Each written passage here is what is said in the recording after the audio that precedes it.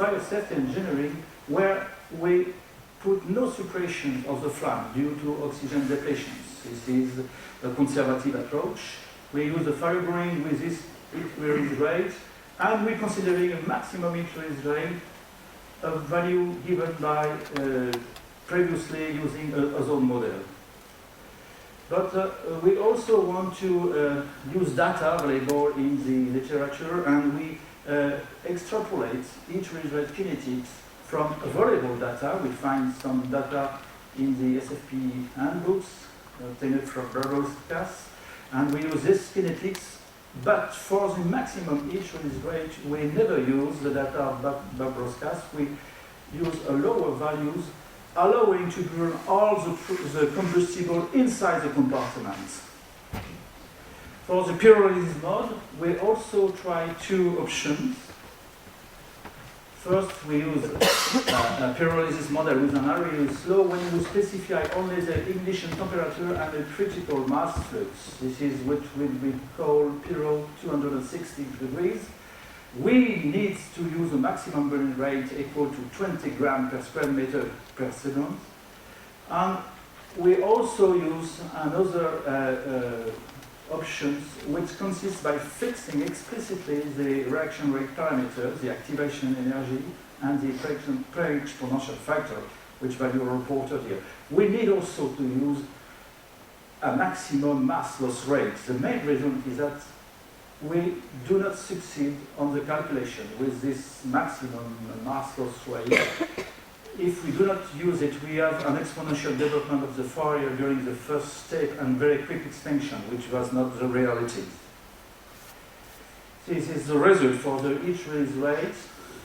Consider that we stop our analysis on at about 600 seconds only for the first step.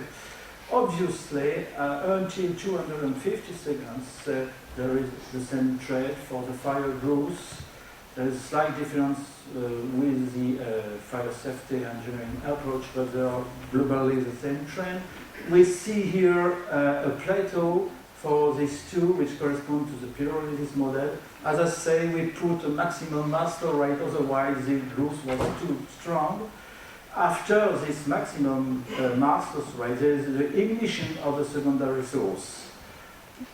After this period, we have more or less the same trend. The heat release rate remains at very low value, about 500 kilowatts, much lesser than we obtained in a well-ventilated case. Well, the result for the temperature. Okay, this is the results at 1 meter above ground. We have averaged all the temperature obtained on the 5 thermocouple tree. This is the bold line here, and which can be compared to the 4 different modelizations. Here, this is the results at 2 meters above ground. Here we have again the measurements at 2 meters and the different results. Here this is the result at 2.5 meters and 8 meters, 4 meters above ground, sorry.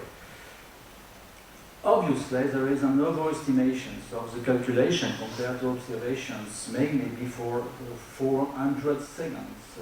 This is very clear.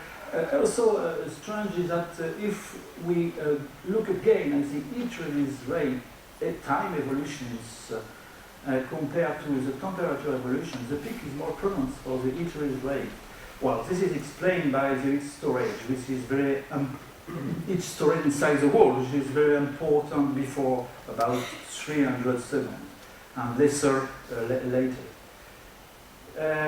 Also, if look quickly to all this comparison, after 300 seconds, there is large difference between fire safety engineering approach and with the other scenario, which is what we expected, because in fact it was a conservative approach. Well, what can we say? We do not perform calculation with the char layer. We tried some calculations, but we obtained no good results with standard parameters. There is, each time we try to use char layers, there is total extensions. An important thing is that the flow and the combustion inside the porous medium is not taken account in the current approach.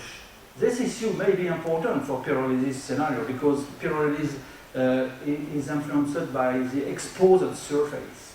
But this is not important for the prescribed scenario because we prescribe the release rate.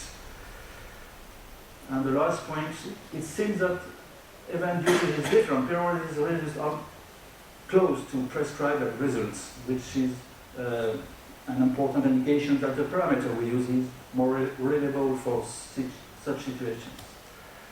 Well, in conclusions, this wood pallet firing is interesting because it corresponds to a growth of an under-ventilated fires with pyrolysis process. The fire increased in a short time, about 200 seconds, consuming large amount of oxygen, giving an under-ventilated combustion regime. During the fire, we have seen a slow increase of temperature inside the compartment of the smoke plume, which is not explained at this time. With FDS4 and using different each result modelization, the calculated temperature are overestimated strongly at the fire beginning. We make a mistake, the fire grows. For the prescribed value, we think that the problem is that we extrapolated data from well-ventilated fires, which seems not to be useful for under-ventilated case.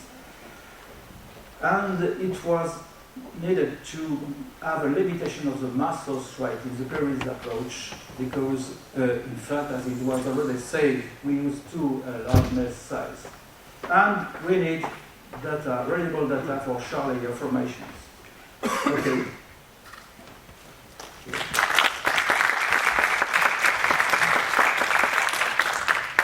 Any questions?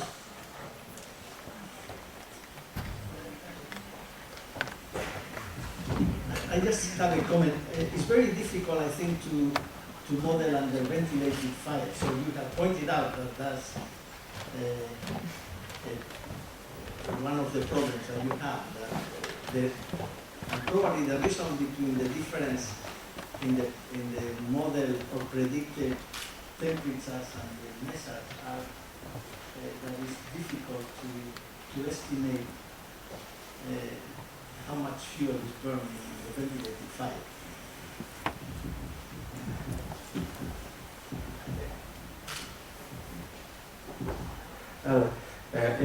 In fact, for prescribed approach, it is easy to understand what we use extrapolated data from well-ventilated fire. We suspect that we have to reduce this fire growth compared to this well-ventilated case. For pyrolysis approach, it is more complicated because in our case, there is a very too much simplified approach for the geometry. So we miss the exact surface which is exposed to pyrolysis. But at this time, it is not reasonable to think to resolve such geometry in such large scale.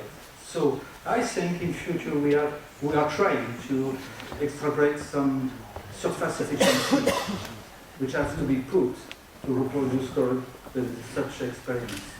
There is some work in the past, in 1960, which correlates each result as a function of the porosity in the grid, and I think we have to look on that. It will be better than this first approach.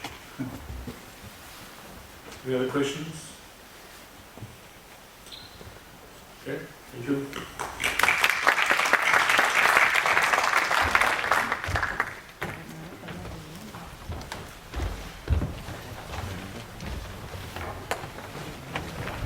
Okay, our next